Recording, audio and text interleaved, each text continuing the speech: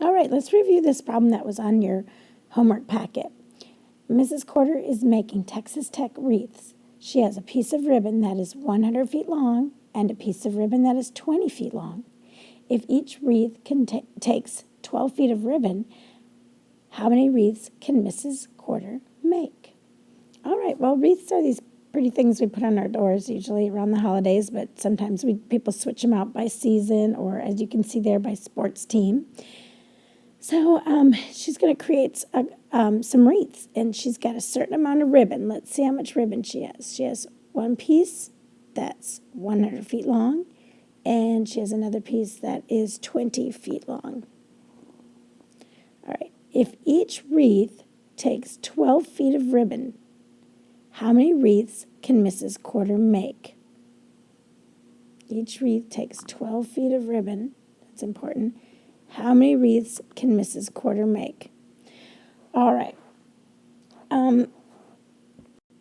We need to really visualize what's going on here, first of all, so that everybody knows what we need to do, what operation we need to do. Let's go ahead and picture a big, long piece of ribbon. She has this one, and she has a little shorter one there. So what she can do, she's going to put those two pieces of ribbon together, and then every time she makes a wreath, it's going to use up 12, let's say 12 feet of ribbon. So we're going to pretend that that's 12 feet. So every time she goes to make one, 12 feet, she's going to need 12 feet of ribbon. So let's see how much ribbon she has in all. She has 100 feet plus another 20 feet of ribbon. So altogether, she has 120 feet of ribbon.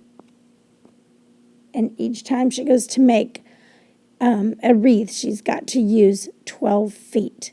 So if she does that, if she keeps using 12 from this piece here, how long before it runs out? And that will be how many wreaths that she can make, basically. So let's take a look.